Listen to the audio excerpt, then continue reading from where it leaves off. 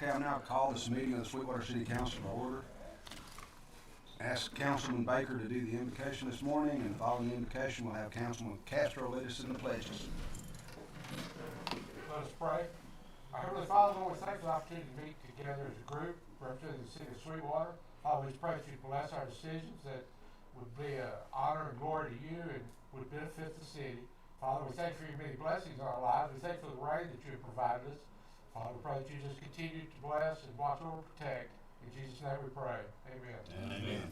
Please join me in the pledge of allegiance. I pledge allegiance to the flag of the United States of America and to the republic for which it stands, one nation, under God, indivisible, with liberty and justice for all.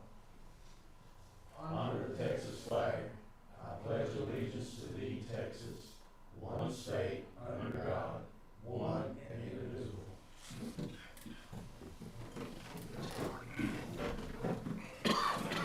Morning, everyone. Okay, we'll now move to item 4, which is discuss, consider, and act upon approval of minutes for the meeting held on May the 11th. Move adoption of minutes. I second. All in favor? Aye. Motion carried. Now move to item 5, for public input. Is there anyone who wishes to speak? Okay. We'll now move to item 6A, which is discuss, consider, and act upon approving an ordinance to amend City Code, Ordinance Chapter 7, Article 3, Gas Code Section 7-32E2, Gas Pressure Test Inspection Standard. Mr. Dana. Morning, Mayor and Council. Before you, you have a request to consider a change to our city code, Chapter 7, Article 3, our gas code, where currently when we go do a gas line inspection for work that's been done, our code is a pretty high standard. It's been that way for a long time. It's where you go and check a pressure gauge and it has to hold pressure for 15 minutes at 20 psi. The minimum requirement for the International Building Code is 3 psi. And so I can't explain why the standard is so high, but I do know that it's the highest standard I've seen in anywhere that I've looked and researched. We've had discussions over the time that I've been here that needs to change. Our contractors have stated that. We've talked with the gas company early on when I started here. We just never got to that point. And so what we're asking you to do is consider the actual minimum that the International Building Code provides for, the 3 psi to hold for 15 minutes, more in line with what other communities are doing for this particular standard. We had also worked with our on-call contractor, Bureau Veritas folks, and got some input from them. They have a number of folks on their staff that have been building officials in other communities, and they are recommending that this is a good standard for us. I've talked with the chief building official in Abilene, Tim Littlejohn, who also helped in crafting what we should be doing here, felt that it's a good standard also. We'll be looking at upgrading to 2018 building codes, international building codes, within the next couple months. I don't believe this standard's going to change. I think it's going to continue, and I think it's part of the 2018 International Building Code. We're currently in 2012, and this falls in line with the International Building Code 2012. So that's up for consideration, but it has been thoroughly reviewed, and so its recommendation is to make that change in our city code from 20 psi to 3 psi to hold for a 15-minute period. And then if it does, then the inspection passes. Do we have an incident or anything where some lines blew up during the test, or we just anticipating, or? Well, I mean, there had been an incident a while back where I'm not sure exactly what the background is that, regarding that. It really had nothing to do with any of this, but the gas company has come in and they actually have had a program to change out some private gas lines and tie them in better to their system. So it was an issue on their end of things. As far as I know, this won't have any effect on that.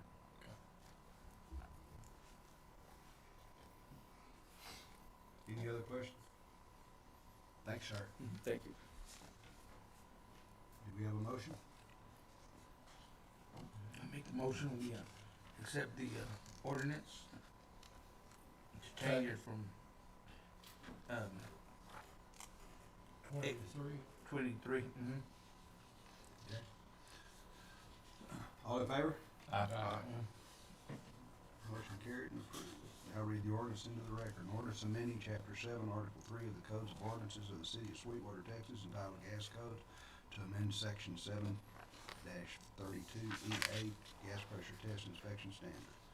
We'll now move to item 6B, which is to receive bids and consider possible award of construction contract for the Georgia Pacific Water Transmission Main Replacement Project with consideration or recommendation provided by Hudson Todd. Mr. Diller.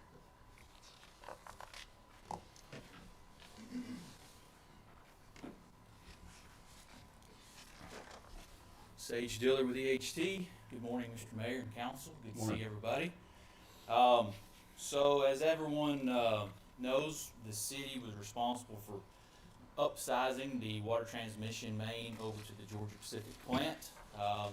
We provided a cost estimate back in December that was around $2 million, and then we had a 10% contingency on that just in case. And so we designed the project, put it out for bid. It was advertised on Civcast and local newspaper. Civcast is a nationwide bid hosting website. We received 5 bids for the project, and the lowest bid is $1.833,817. The contractor is Fambro Construction, who has done numerous projects in this region, and they are a well-known boring contractor. This project has quite a bit of boring on it, and so we've worked with them before. We've researched their references. They are a reputable contractor, and we feel confident moving forward with this as a recommendation. So at this time, we do recommend that the project be awarded to Fambro Construction as the lowest qualified bidder in the amount of $1,833,817.20. Any questions?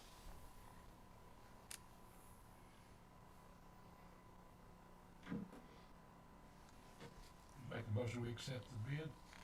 Second. All in favor? Thanks, sir.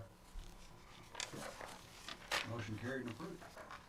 Now move to item 6C, which is discuss, consider, and act upon authorizing requests for qualifications, RFQ from consulting firm for developing a 20-year comprehensive master plan. Mr. Dana again.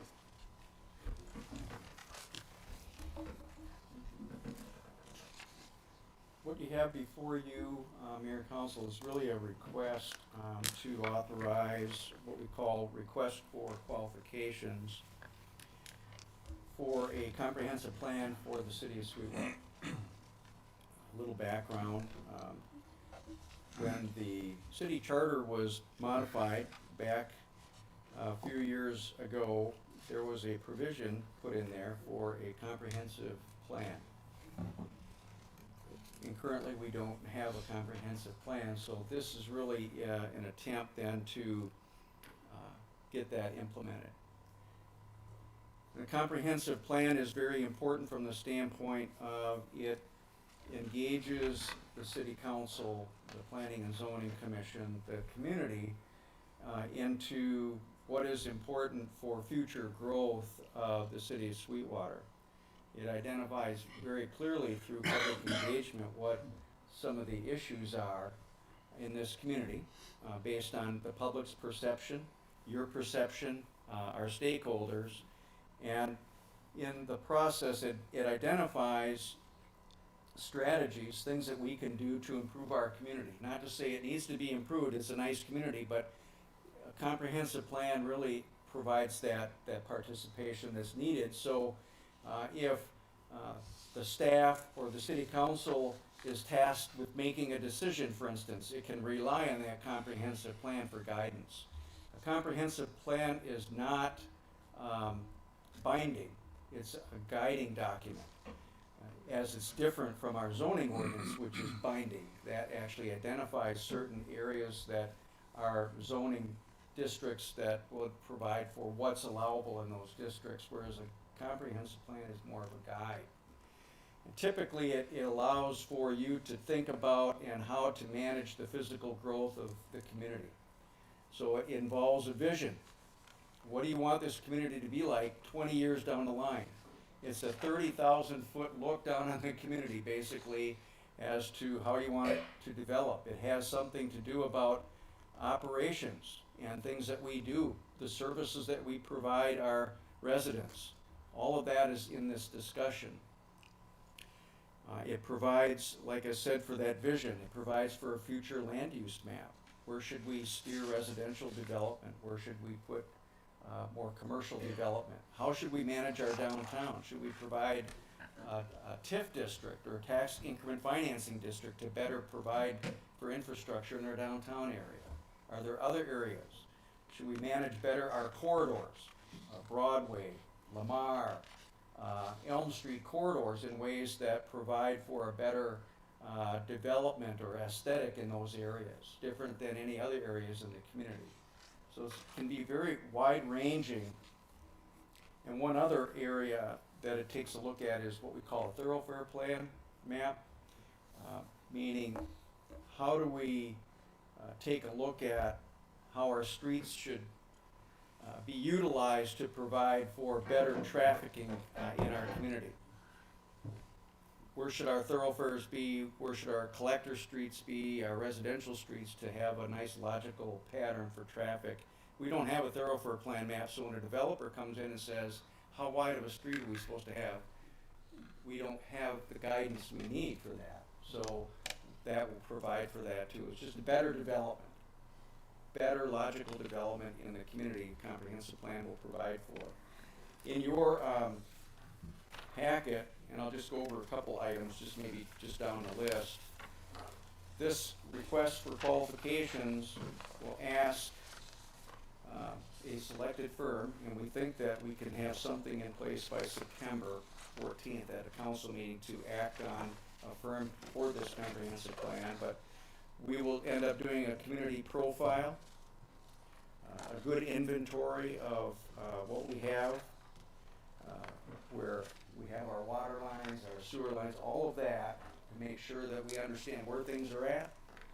I think we have a good handle. Anyway, Eddie's Sage got a good handle on that, but this is a really good inventory for us to really focus our efforts on. So when we look at future extensions, we have a good idea of maybe where those should occur. And it helps when we talk to developers on where we need to extend certain infrastructure. There will be a vision and goals, a new vision for this community. Land use plan, where should we put particular land uses?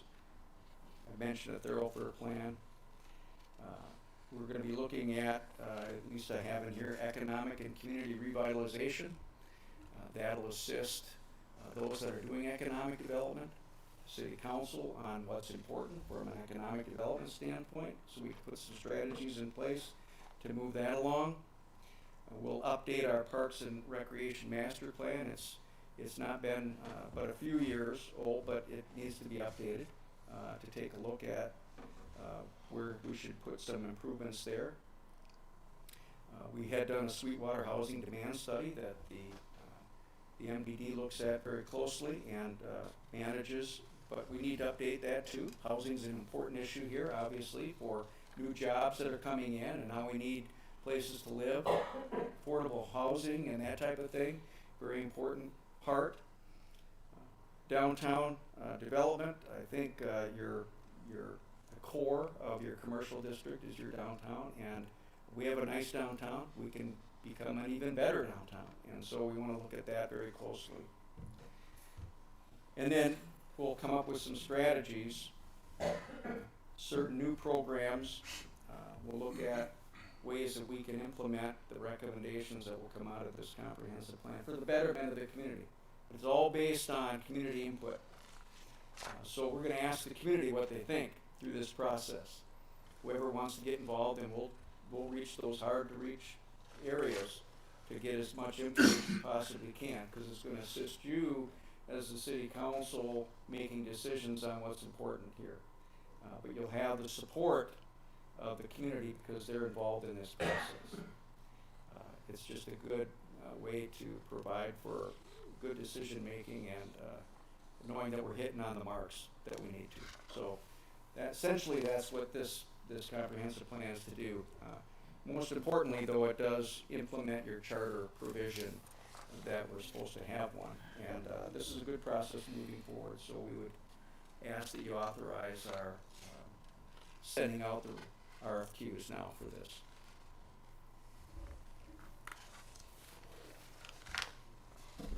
Any questions? We have a motion? Make a motion, we authorize the request for qualifications for the 20-year comprehensive master plan. Second.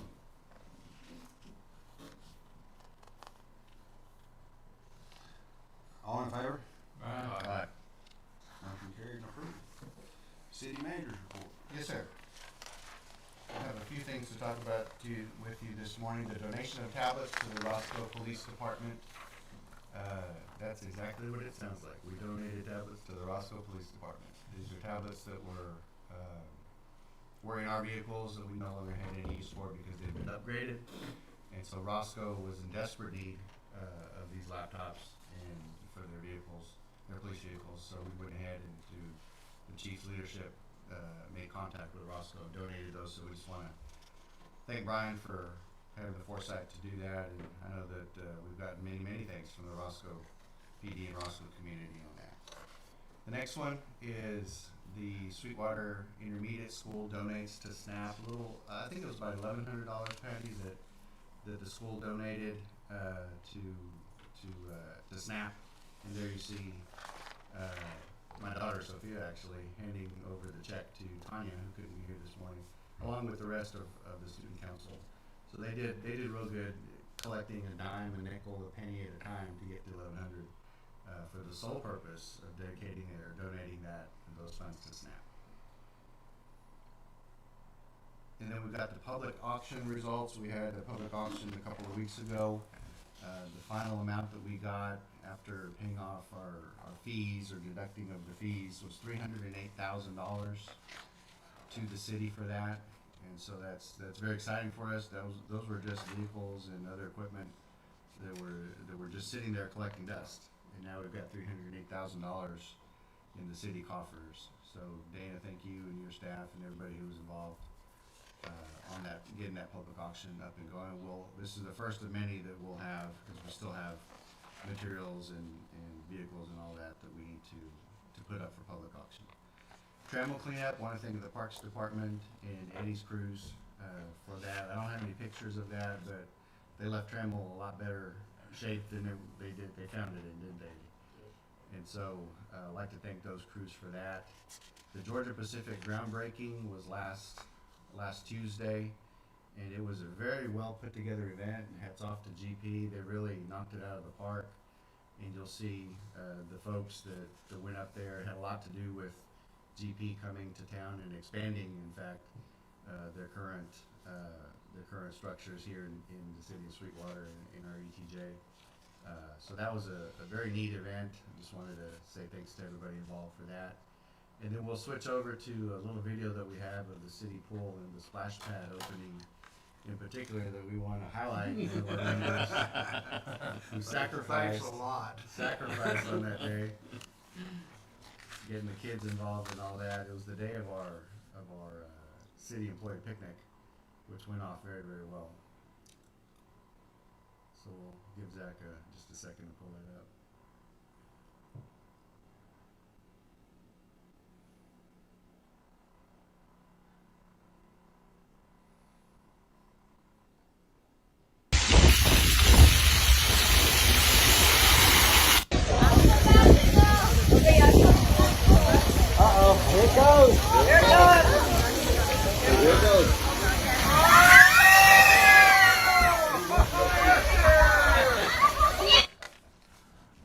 was the first official bucket of the swim season, and the mayor was kind enough to join the kids there. It was a good moment. It was a good moment during the employee picnic. So just wanted to highlight that, and Mr. Mayor, that's all I had.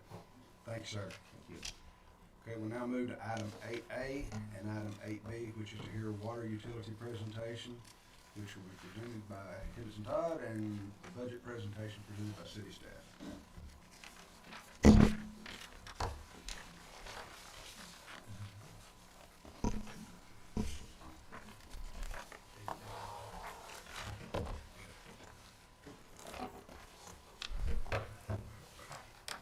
All right, I believe everyone has handouts there in front of you. We'll run through this fairly quickly, and please don't hesitate to stop me if there are any questions as we go through. I'd like to provide here a little update on the utility system projects we have going on. We're working closely with staff and Eddie on the different items, just to update you on where we are as far as the budgets are and planning. Move on here. So here's the items we're going to cover. Go over those kind of quickly. Status of water supplies, the protection of those supplies, the current projects that are ongoing, and the upcoming projects, the ever increasing TCEQ regulations, and compliance expenses, and then operator retention and recruitment, which is always a kind of a big challenge. Right there. All right, status of water supplies. This is where we stand today. If you'll notice there, Oak Creek's at 75%. A year ago at 91%, and 2 years ago it was completely full. Lake Sweetwater's at 82, and Lake Tramble's at 79. Just kind of have been missing some of the rains that have been in the region. But that's 75% is not a bad place to be. We're thankful for that, but it always could be a little better. A few photos there showing the difference between 19 and 21. Yeah.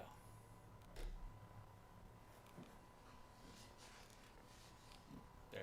Okay, that's the USGS lake levels there at Oak Creek Reservoir, showing in 19 we were full, and then we're about almost 4 feet low, I believe. Yeah, 4.35 feet below the spillway, about 3 feet lower than a year ago. So protection of the water supplies is always an important part of operation. We want to be sure that we take care of the resources that we have. This past year, there were 33 leaks in the system. There were 97 meters that were tested and 600 meters replaced. The meter testing is a critical part to make sure that the water that we are selling is metered correctly. We don't want to oversell and we don't want to undersell. We want it to be as accurate as possible. Therefore, meter replacement is an ongoing improvement. And we're seeing the water loss continually kind of tend downward with these water replacement projects that are going on, usually funded through the Water Development Board or the CDBG program. We're seeing that water loss audit continually tick downward, which is a good thing. Preventative maintenance. Eddie and his guys are really probably one of the better staffs that we work with on preventative maintenance and keeping up with system condition. That includes pump and motor maintenance, well rehab, which is a key part of the program, facilities maintenance and membrane maintenance, optimizing those, kind of balancing. The city has a conjunctive use approach, which balances the surface water in the lakes and the groundwater. And so maximizing and optimizing when to use those sources and what is the most efficient use.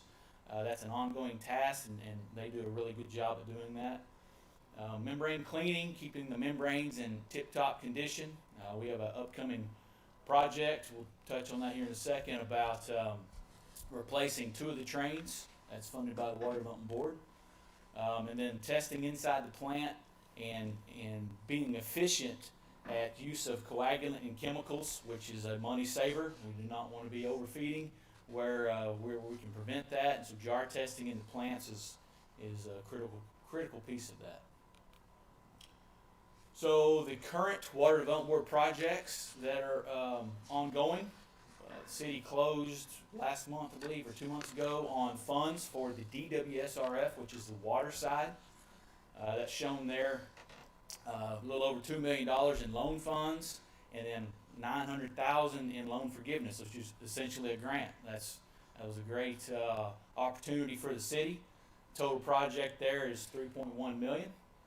And then the Georgia Pacific Waterline Transmission Project, the bid price is at $1.83.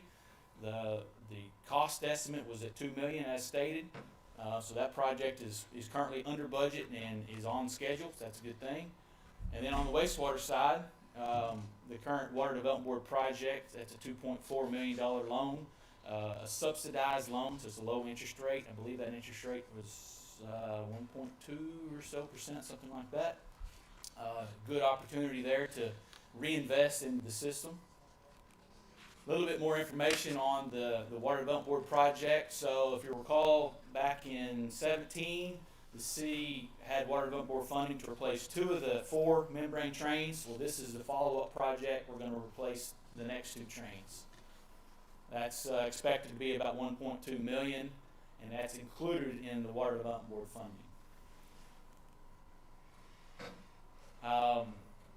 This is, I had mentioned about the ongoing TCEQ regulations. They tend to have ever-increasing restrictions and things that the cities have to test for, and they usually don't provide you funding for that. But so here's some of the membrane testing that had to be done. That was actually already been completed as of April 1. That was the deadline, and that's been completed, so the system is compliant.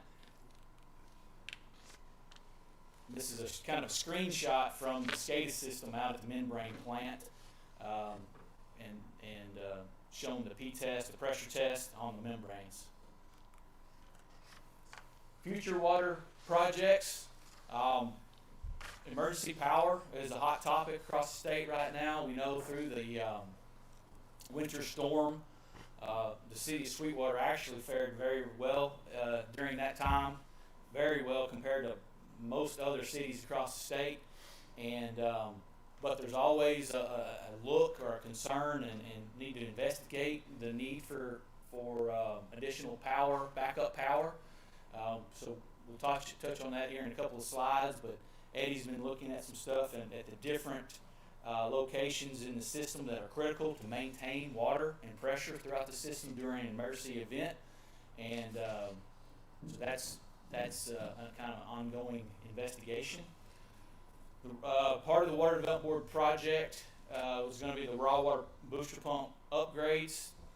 Those pumps and motors have not been touched in quite some time, and so VFDs are planned for those locations, which there'll be electrical upgrades, but VFDs, which will help the pumps and the motors kind of float on the system. And as demand is called for over here in the tanks, then the pumps will either ramp up or ramp down, and it kind of keeps everything just kind of floating right in there in that optimum spot. So that's going to be a good efficiency improvement and necessary upgrade at those locations. Additional water line replacement and rehabs there at the water plant, and then TCEQ dictated concrete repairs at the Lake Trammell Dam.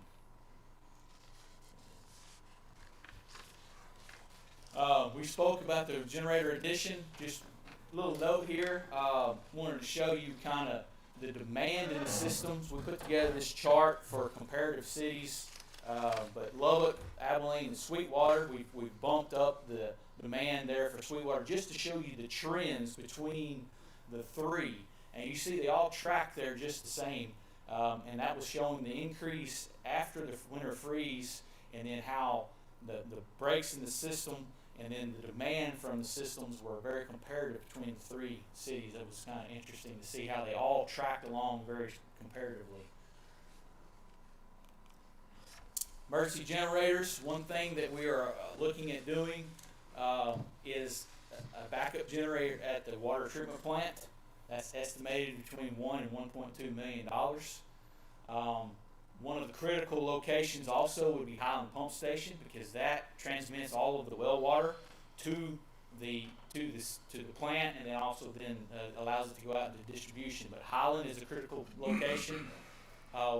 We're currently working on a rural development application, which is for up to $150,000, which we feel will cover that emergency generator at Highland.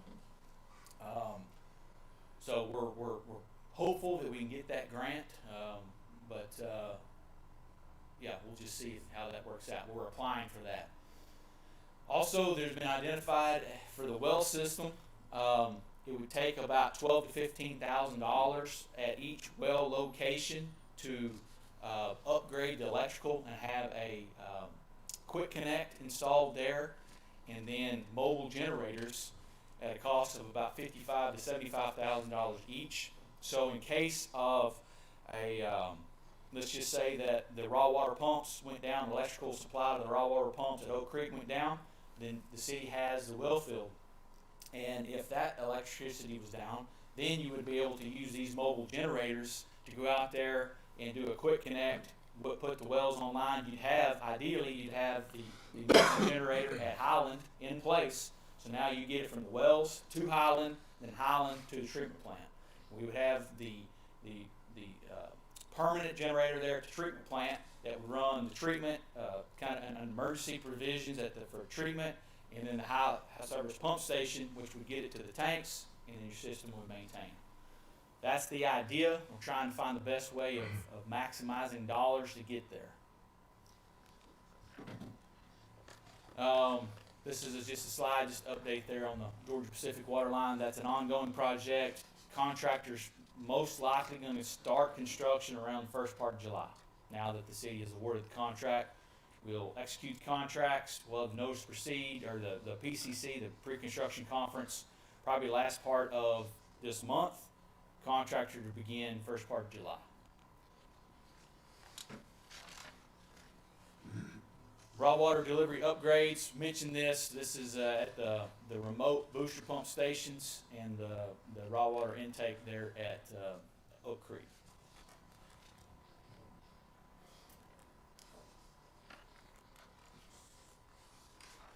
Water line replacement, as part of the Water Development Board projects, there's $750,000 budgeted for water line replacement. These are the locations. That equates to about 6,800 linear feet. And that's an ongoing effort. Hopefully, by the time this goes out to bids, pipe prices will be a little bit lower, and we'll be able to accomplish more. Water Development Board is usually pretty good at adding footage to pipe projects. We just have to make a kind of a request letter to the project developer, the project manager, get it cleared through environmental, which is on these projects is fairly routine for water line addition, and hopefully the low bid prices allow us to add more footage. The clear well there at the water plant is in need of recoating, repainting, so that's will be part of the Water Development Board project at a cost of approximately $160,000. So one thing that has been identified over the last few years is the need of documenting the system operation, the facilities, so that as transitions happen down the road, when new people come in and take over the system to operate it, they know the background, they know how things operate, they know how things need to be run to maximize efficiency. And so Eddie is looking at doing what's called operation and maintenance manuals for the complete comprehensive water and wastewater system. And so that would be, recommended maintenance information, set points, where the tanks need to be operated, how the pumps are set, the VFDs are set during seasonal changes between, high demand season in the summertime, low demand during the wintertime, best practices, all this in effort to have, the most efficient system operation documented and in binders, so that when new folks come on board, you can sit down and right there, and they have screenshots of the different SCADA systems and the set points, and they understand it's kind of their roadmap on how the system should be operated. And then once that's in place, that can be continually updated. They can take notes and in their books, and then we can update it and keep that as kind of a living document. Lake Trammell mentioned that concrete repairs are needed there at the spillway. There's TCEQ. There's some grants that we're pursuing for that. Don't know if that'll be fully funded or not, but usually those type of grants will require a portion of local match. So as that progresses and we get the determination, then that can be discussed. So the wastewater project, the Water Development Board funded wastewater projects, there's about 1.5 million that are proposed there at the treatment plant, and then also $500,000 there in the collection system. We've talked about the needed repairs at the treatment plant. There was an evaluation that was completed 3-4 years ago that identified some of the critical items, and these are to be addressed through this funding. One of the collection system repairs is shown there to be on Crane Street, which gets quite a bit of traffic. One thing we're investigating is a pipe bursting method, which would reduce the disruption to the pavement and hopefully get the contractor in and out quicker, which would be less disruption to the traffic through there. We'll probably most likely have that as a cost or a bid alternative. We'll have open cut is most likely be the base bid, and have this as an additive alternate. If it comes in in a cost effective manner, then we can anticipate or evaluate making that a recommendation. Creek crossing there at Loose Front and Neff. Erosion has occurred there in that creek section over time, so we're kind of evaluating maybe realigning and getting out of that little short creek section and going down in the road and making a tie-in so that won't be an ongoing problem. We're kind of concerned that a big storm event may damage that collection trunk main there, and so we want to try to prevent that. And that's part of the Water Development Board project as well. Regulatory compliance, it's an ongoing challenge, staying compliant with TCEQ. So we've talked about the SWMOR changes that were required by TCEQ. The lead, copper, and water quality parameter testing. Once we replace the membranes, TCEQ says you've got to go do WQPT testing in the system. They required that on the first replacement, which was about $35,000. We're going to make a request to TCEQ that we don't have to do that again. We've already done it once. Basically, we're using the same membranes. We're just putting new ones over here as well. We shouldn't have to go retest. We'll see what they say. Risk management plan, a 3-year update. That's required. City is doing most of that in-house, so we don't anticipate any consulting charges there. The wastewater treatment plant and airport industrial SW3P is going to have to be updated, and that's looking at about $15,000 cost there. Spill prevention, control, and countermeasure plan, we don't anticipate anything there. And then the discharge permit renewal for the wastewater treatment plant, that will be in a future budget cycle. So a new law that came out, this has to do, kind of came out of the winter storm. Senate Bill 3 that was enacted shows that the cities need to implement, prepare and implement an emergency preparedness plan. That's to keep the utility in service operating during an extended power outage. So November 1st, the city needs to have identified critical water and wastewater facilities and notify electrical providers of critical load status. We've kind of already started that process. We've already been looking at the backup generators, coordination with the electrical providers. So that is well on its way. March 1st, that plan has got to be submitted along with a timeline for implementation.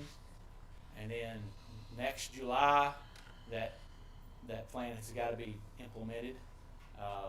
they're again well on the way of getting all of those requirements met.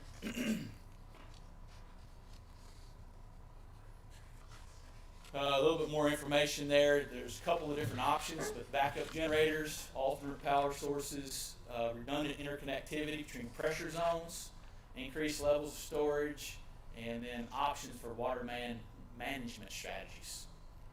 You've got to demonstrate that the raw water intake pump stations, treated pump stations, pressure facilities can maintain a minimum pressure of 20 psi during outages lasting more than 24 hours. So water and wastewater operators, I will tell you, they are hard to come by. There's not enough of them out there.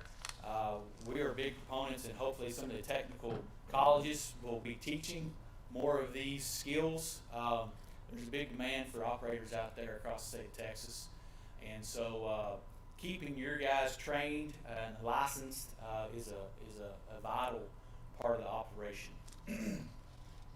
So as you can see there, as mentioned, for required training, it's 2 to 3 years for a C license to operate plants without supervision, 3 to 5 for a B license. And so there's a need of at least one B operator at the water treatment plant. Usually 2 is preferred, and it's mandatory to have 2 operators with a B license at the wastewater treatment plant. There's tough competition for these operators out there in the industry, and so keeping your guys and training your guys, that's a vital part of the operation. Future supplies, this is very similar to the slide we had previous years. I think the city needs to be continually looking at additional groundwater and looking for land and locate or securing that land, possibly even doing test wells. The city of Abilene has been identified on the regional water plan for some time in the future. An identified plan is for an interconnect between the two. How that would be funded and what those contractual obligations would look like, obviously that would be worked out. There'll be more conversations of that in the future. That's just an identified alternative on the regional plan, which one good thing there is if it's in the plan, it always helps promote funding, either through a subsidized loan or potential grant or something of that nature. But those subsidized loans is a key element to some of those larger projects. West Texas Partnership, those planning efforts are ongoing, looking at this region as a whole. The lead cities there, Abilene, San Angelo, Midland, looking at this whole region for long-term sustainable water supplies. And we mentioned last year, the brackish water. There's a lot of water down below the surface across Texas that's accessible. Just finding means of treating that water in a cost-effective manner is going to be the challenge. And technology is ever improving, and those costs will come down over time. Just finding a way to make that cost-effective is kind of the challenge these days. So that is all that I have. Any questions on that? All right. Thank you all very much for the time. Thank you. Thank you.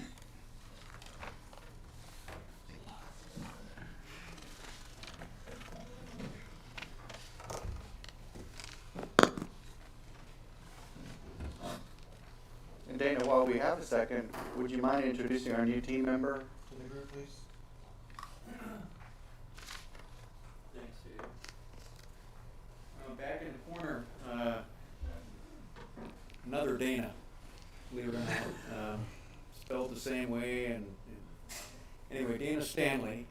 Dana comes to the city of Sweetwater with a good number of years of experience in public works functions. Actually, had spent some time in Oklahoma, a good number of years in Oklahoma, doing that for the city of Duncan. And so we're excited to have Dana come on board and work with the staff here and work with the good folks that are out at the service center to provide some leadership in continuing to program to your expectations and the community's expectations. So Mr. Stanley's here, and his first day was yesterday, so we look for a long tenure. Welcome. All right, Mayor, Council, staff, thank you all for having us here this morning to talk about the budget for fiscal year 21, and then as we head into fiscal year 22. I still can't believe when I look at the slides that we're looking at fiscal year 22 already, but here we are. So like we try to start out with everything that we do here at the city, want to start off with our mission and values. You'll see that as we go through the budget presentation, we do our best to try to, if there's a project or some kind of expenditure of funds that we're looking at bringing on board and asking for, how does that project or those funds, how does that align with our mission? Does it forward our mission? Does it push it ahead or not? And if it doesn't, we don't throw it up there. But we lead with trust and respect to provide a vibrant, secure community for all is our mission, as you know, and with the corresponding values of professionalism, integrity, continuous improvement, and teamwork. What we'll talk about this morning, we'll start off with kind of the 30,000-foot view of all of the funds, and then gradually get down into the funds themselves, beginning with the general fund. Water Utilities Fund will be next. Other items of interest, including EMS and other type of items of interest. We'll go over our budget calendar, which this is kind of the kickoff for this workshop here, and then see if the council or staff had any questions. Fiscal year 21, this is the budgeted amounts for revenues for all of the funds. Like I said, we're starting off with that 30,000-foot view. Taxes, and this is on the revenue side. Taxes are a big portion of that. Charges for services on the water side are a big portion of that. A total $29.5 million for fiscal year budgeted revenues, and inclusive of all funds, general fund, water fund, etc. Fiscal year 21 expenditures for all funds, these are budgeted amounts. Personnel is going to be a lot of that portion, contractual services as well, for a total of about $32 million, all funds on the expense side. Kind of hone in on one of the funds, in particular the general fund. Our revenue budgeted for fiscal year 21 is a total of about $12.4 million. The vast majority of that is in property taxes and sales taxes, as you see at the very top, and that is expressed graphically in this pie chart here. About 55% of our general fund revenues for fiscal year 21 comes to us from taxes that the taxpayers pay. Another big portion of that is going to be the intergovernmental at about 1.8, and charges for services at about 1.6. To hone in a little further on what the revenues are, focusing on the sales tax from 2017 to 2021. 2021 portion of this current fiscal year is estimated. We still don't know how we're going to do in the next coming months, but we have an estimate on that based on historical data. You'll notice that, let's see, right here that's displayed graphically in this bar chart. Fiscal year 21 is estimated at $2.8 million is what we're looking at, with several of the months remaining. That would put us in the last 5 years maybe second place, if you will, behind 2018 if those numbers hold. So we started off the fiscal year not doing so well when compared to same month last year. But we've gotten some of those numbers to kind of come back up, especially in the last couple of months. You've noticed I just sent out the sales tax table this past week, and for the last 2 months we're up a considerable amount, but we'll see how it ends up. And then you're looking at sales tax revenue for fiscal year ending 21 with May through September estimated based on historical data. October through April, we have that data already in. We take the budgeted amount of the $2.92 million, we divide it by 12, and you get the $243,333, and you'll see how that compares to the actual allocations that came in for October through April. And then, like I said, May through September estimated based on historical data. So we're looking at bringing in somewhere around $2.8, $2.9 million for the rest of the fiscal year. So that would put us about $50,000 below our budgeted amount for fiscal '21. So we'll see what those numbers are actually like once they come in. But that's our best guess at this point.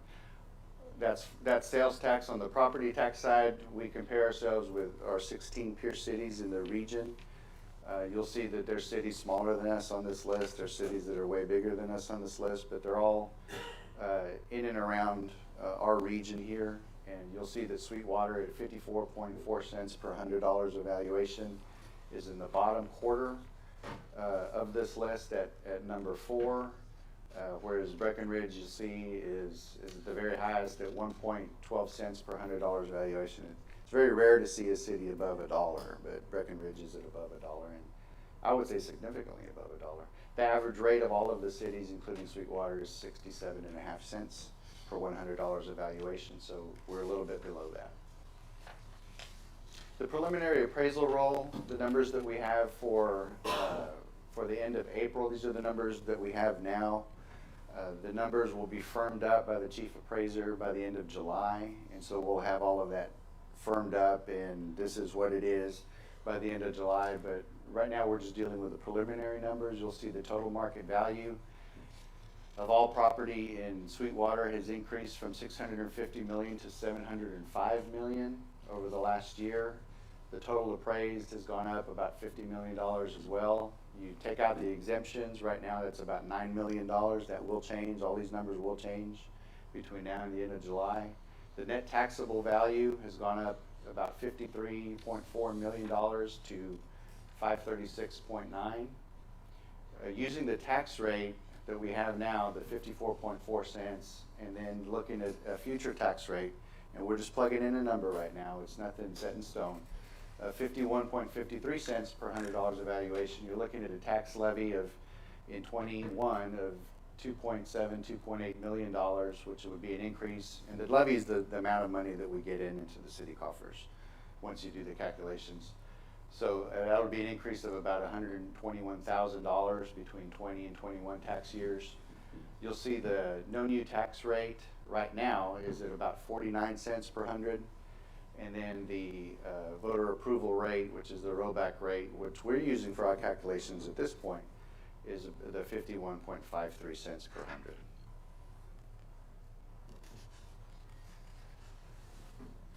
Just to summarize on the revenue, sales tax, and property taxes. Sales tax, the next tax allocation report will be due to the city by Wednesday, July 12th, and we'll get that out to the council like we always do. Staff will continue to monitor the impacts of the sales tax revenue, and we always like to kind of end this on Shop Sweetwater. We need those local tax dollars to stay local and not bleed out into other communities as best as we can. On the property tax side, the certified tax roll will be due to the entities by Saturday, July 24th. We'll have those firmed up numbers by that date. And the effective and rollback dates will be calculated by July 24th as well. On the expense side for the general fund, you'll see that public safety at $6 million out of about a total of $12.4 million.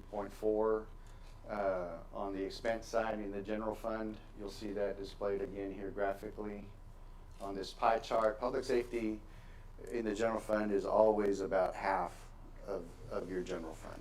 It hasn't changed since I've been here. When I was in Abilene, it was about 50% as well. You'll see cities that expend about half of their general fund expenditures on public safety, police and fire.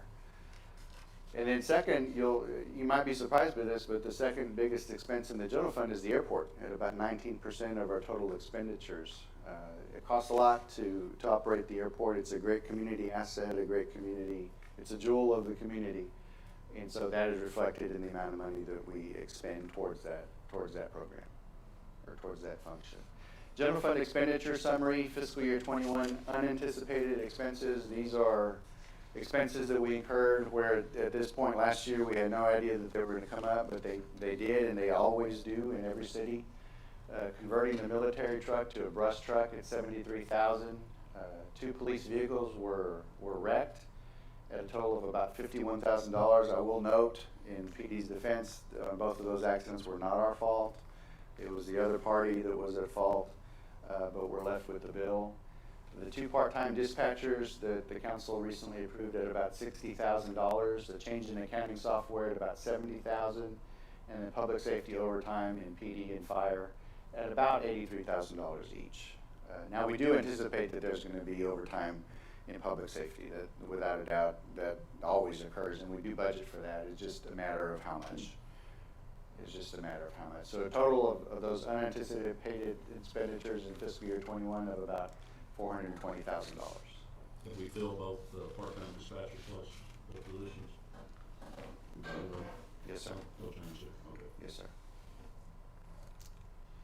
On the budget request, now, just because you see this on the table here doesn't mean it's going to make it into the budget, but we do want to give you a good glimpse, some good insight on the type of projects and programs that we'll be looking to get in the budget for fiscal year 2022. You'll see that merit-based pay for all non-civil service employees to average 3.3%. As you all know, we've done a cost of living adjustment across the board for the last many years, in fact. This year we want to switch. With the COLA, the 3.3 across the board, that rewards low performers and high performers the same. And so we don't think that that's fair to the high performers. We want to recognize their efforts throughout the fiscal year. And we need to put on notice those that aren't performing up to their tasks that they're not, and that they need to show some improvement, or else we need to take additional steps in order to try to gain that improvement with them.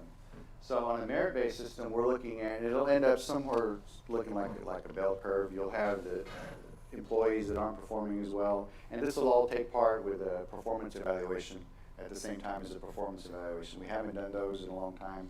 We need to get back on track with doing those with all of our employees, and this is part of that. So how well do they help us advance our mission, the employees, or how well are they utilizing or not utilizing our values in that effort? So the merit-based would be, the low performers would receive a 2.3% increase, and in some cases it might be 0. If you're looking at an employee that just really is not performing up to task, they might not get anything. That's going to be up to the directors. We're looking at the low performers at 2.3, the ones that are coming in that are at the kind of the deep part of the bell curve at 3.3, and then your highest performers at a 4.3, to average around 3.3 cost of living adjustment for those employees across. And this is for non-civil service. For civil service, our hands are tied. We have to give them the 3.3 no matter what. And we don't like that very much, frankly, but that's just the way that it is, and that's the system that we're working under with civil service.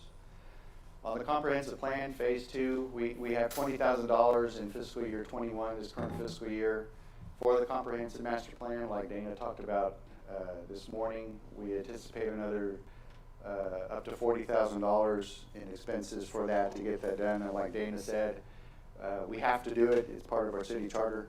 And so our hands are tied on that. Not only do we have to do it, we want to do it, and we need to do it. There aren't many cities around without a master plan. That's the document for any city. Police vehicles times 3. This is going to be on the list for probably forever, because those police vehicles are always in use 24/7, 365, and we need to replace them at a good clip. And so about $50,000 each will get us our police vehicles, and I believe that does include all the everything that's involved in all the equipment that goes into police vehicles. The street seal coat, now more than ever, we need to do this. This is one of those things, like we closed the pool last year and we had people in an uproar about it, so we needed to open the pool this year. It's the same kind of thing with the streets seal coat project. We haven't done it in the last several years, and now that the bond failed for the street project, we need to do the street seal coating at $160,000. We're looking at a workshop, and I wanted to get y'all's feedback on this, between council and staff, to be run by a facilitator that we would bring in, just to try to get on the same page, try to get the council to give us some more direction on the type of projects and the type of goals that you have set for myself and the staff. What would you like to see within about a 2 to 5 year period us working on? And we just threw that $10,000 number in there. I don't know if that's high or low, but hopefully it's high.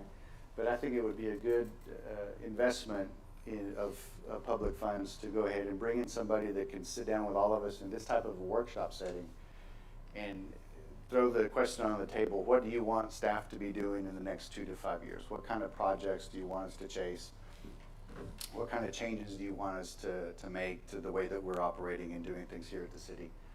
And so that's what we're looking for. I think it would be, like I said, a good investment of public funds to do that. The one firefighter paramedic at $68,000. Some fire station maintenance, I believe, in the kitchen and around the Bay areas of about 25. A new engine to replace engine 1. Is it engine 1? To replace engine 1 at $750,000. Now we don't have to pay for that with cash. We could lease purchase or look into alternative financing options. For something that costs that much, we might want to do that. We did that in the past several years ago with the police cars, as you recall. Adding in a city communications officer position. This is one that we threw on the table in the last couple of weeks with the staff. Excuse me.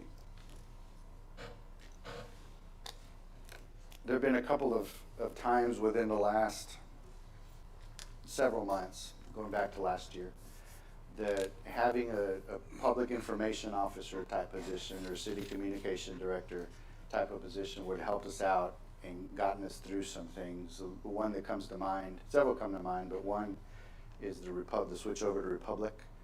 I think we could have done a better job of getting word out to our community members, our residents, about how exactly that was going to work and what was entailed in the switch over. There was a lot of confusion at that time. We were fielding calls and we were trying to get stuff out on social media to help with that, but it just wasn't enough.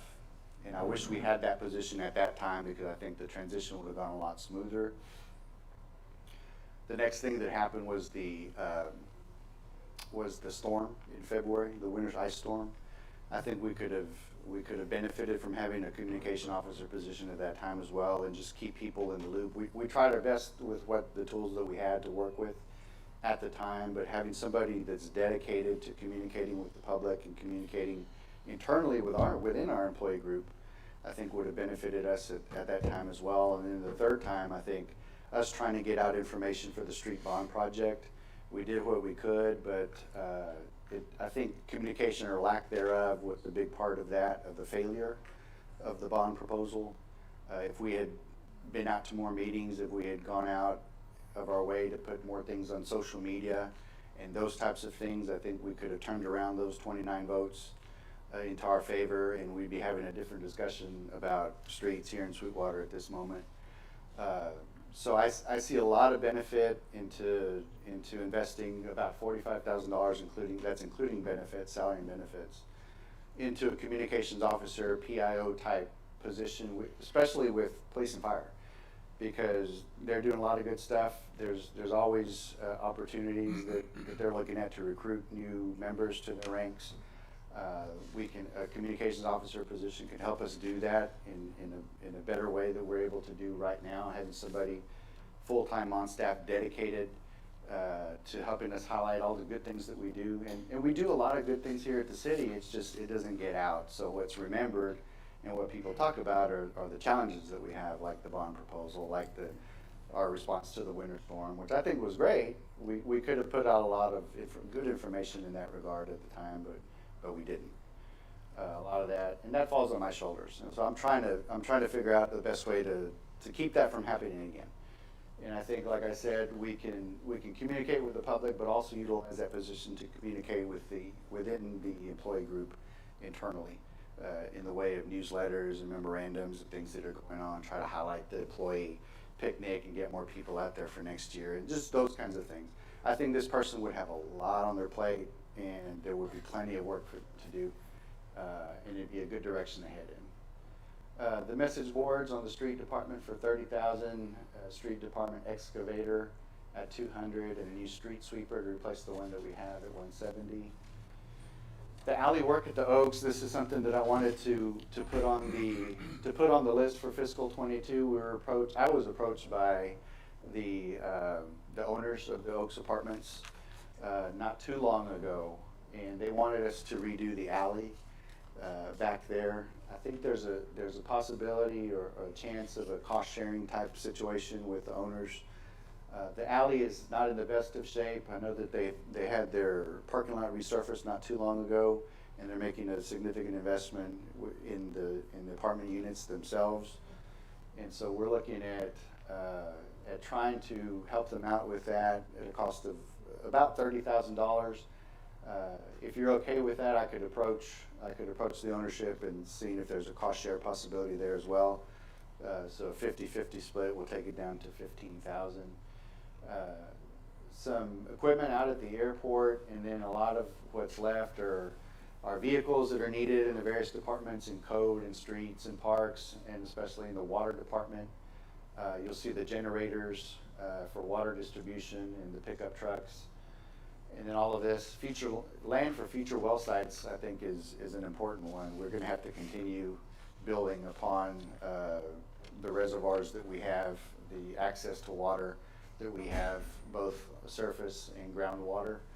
And so that would go a long way into the next phase of securing water for ourselves in the future. The well field rehabs at a little over $100,000. The purification plant building and generator, like Mr. Diller talked about a little while ago, for about $1 million. And then various equipment and replacements that we'll need to make at the water plants and the sewer plant. The total request of about $5.1 million. Like I said, not all of this will end up in the budget, but we hope that a good portion of it will, because as you see, a lot of these things are necessary in order for us to do what we do. Can I ask a quick Silco question? Yes, sir. What's like the distance per thousand, or how many miles would 160,000 cover? That's a good question. I just don't have any idea myself. Depends on the condition of the street. It's really hard to kind of figure in what the mileage would be. I don't know, I don't know if you may have an idea. Yeah, a lot of times we'll see it bid will be around $4 a square yard. Did the math on that pretty quick, but I don't know, that equates to a mile, but it does depend upon the condition of the roadway, and also depends upon obviously the market conditions, which right now we're seeing everything kind of tick higher. Okay. I'll get you some. We'll firm it up and get you something. Let's see. The current fund balance, you'll see there's a lot of numbers. This is a very busy table, but on the general fund is that column on the top.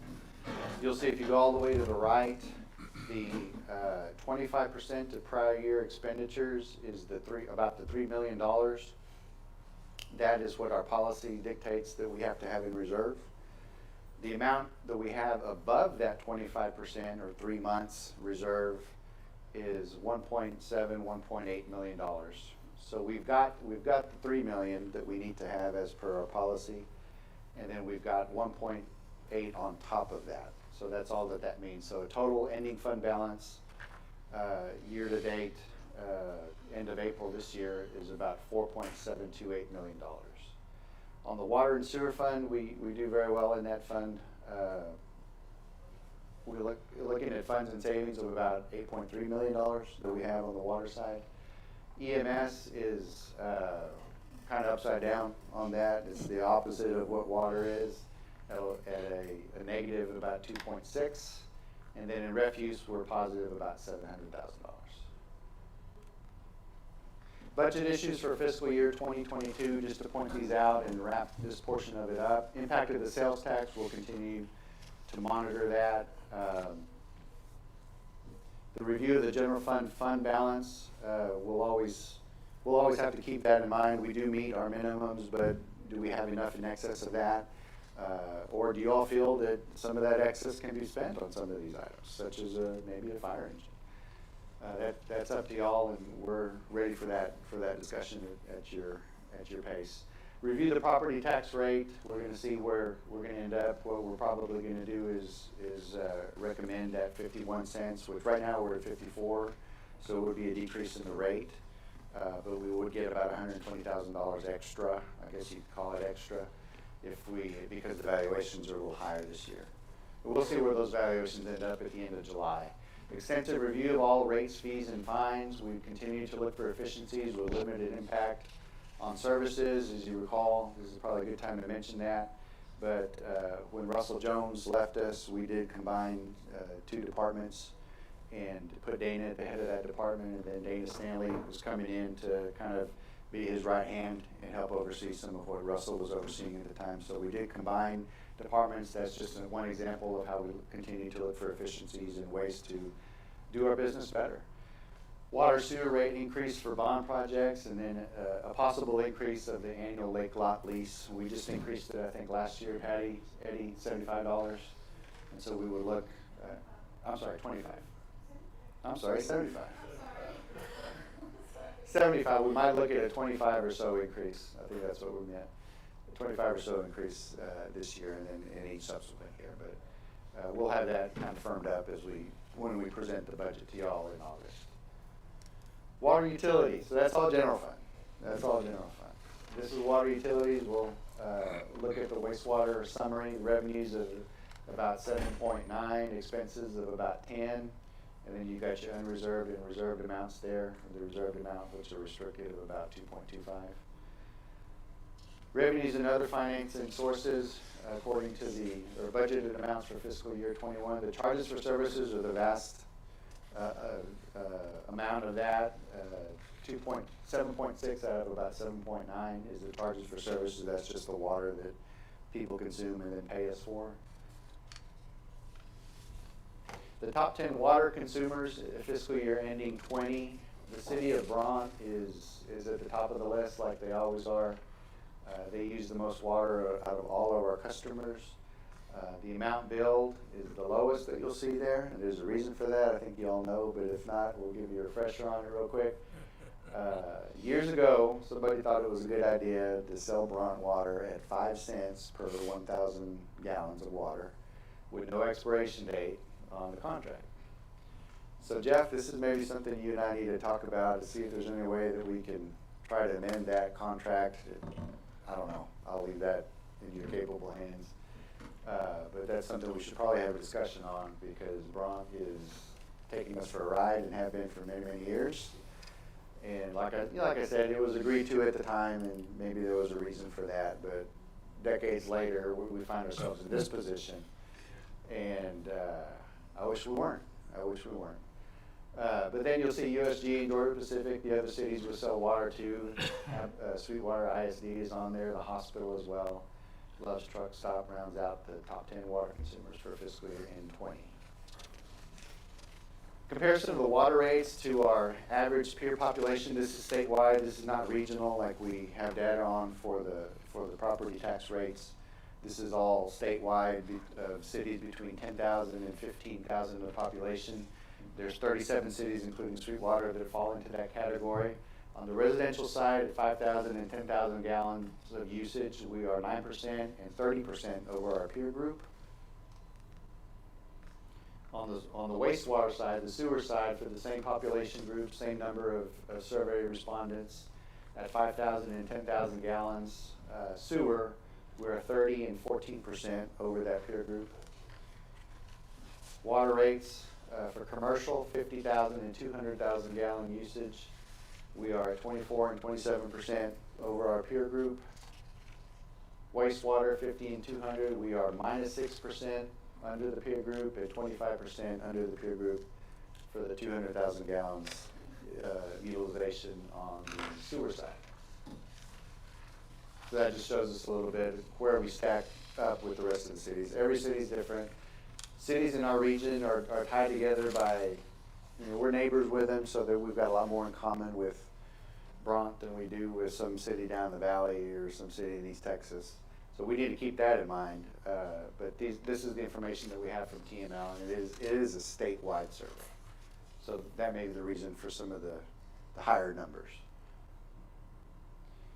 Water and wastewater fund expenditures budgeted about $10 million on the expense side.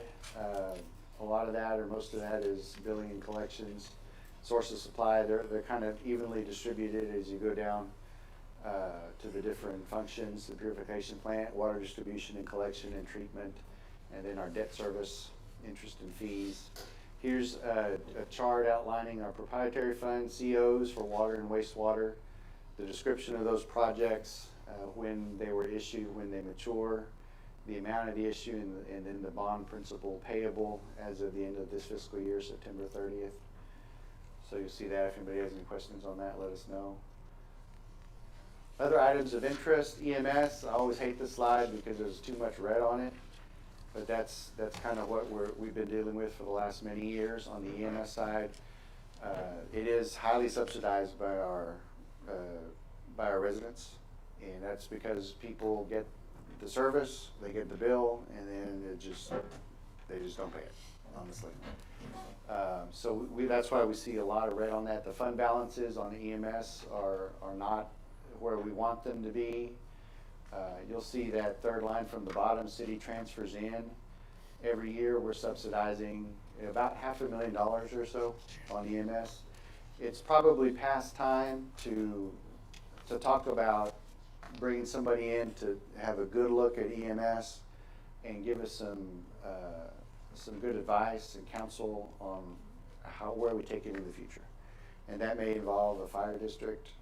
I know we've had those conversations in the past that would encompass all of Nolan County. It's a property tax, and so you'd have to have people vote on that to raise their property tax, to create a fire district, and then have that taxing authority issued to them. And so that's tough. We saw it with the street bond project. People don't want to raise their own taxes, vote to raise their own taxes. It could have a similar outcome in a fire district. I think a communications person could help us if we ever got to that point, help us in that regard and get word out and those kinds of things. But it's not only Sweetwater, it's all the other cities and residents of Nolan County as well that would have a say in this.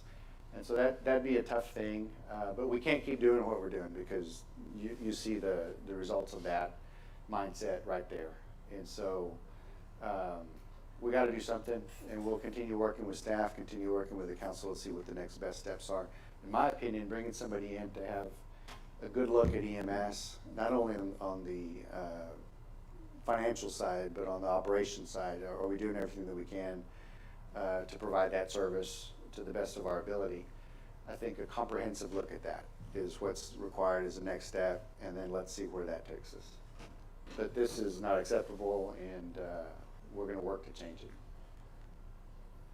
The Employee Benefit Fund, you'll see that in 18 and 19 we had some pretty challenging years. It just kind of depends. If we have an employee who gets sick and needs hospitalization or surgery or those kinds of things, which has happened in the past, that's where we get into a little bit of a hiccup type situation. But for the most part, we stay well above we're in the black on that for the most part. And so it just kind of depends on the year that we're having as to what dictates that. Let's see here. Hotel motel tax, you'll see fiscal year in 2020 we're at about $585,000. Not too far off from our high in 16 of 726. We'll see what 21 brings. We expect that to go down with COVID and all that stuff that we went through recently. But Patty, remind me, it's the museum, it's the chamber, and it's the Coliseum that receive the funds from hotel motel tax here locally. And so we just encourage people to invite your friends, invite your family, have them stay in our hotels. The budget calendar, today is the budget workshop. July 24th, like I've said previously, the appraiser certifies the tax rolls and calculates the effective and the rollback rates. The proposed budget will be presented to the council in about 2 months on August 10th. And then we set the public hearings for September 14th. August 16th is the notices that go out in the newspapers and for the property tax rates and the date of the 2 public hearings, not 3 this year, right, Patty? September 14th is the public hearing on the proposed budget and the tax rate, and then we have a reading and adopt the appropriation ordinance, the rate schedule, the budget ordinance, the ordinance to amend the fiscal year 21 budget, the one we're currently in. September 21 will be the reading and adoption of the ordinance and setting and rate levying the tax rate. And then we are in fiscal year 2022 on October 1st. And gentlemen, that's all I have. If there's any questions, we'll be happy to answer them, research them if we can't get the answers to you today. I'm glad to do any of that. there anything we can help with? All right, if not, thank you for your time, I appreciate it. Thanks, sir. Can we get a motion for adjournment? Make a motion, we adjourn. All in favor?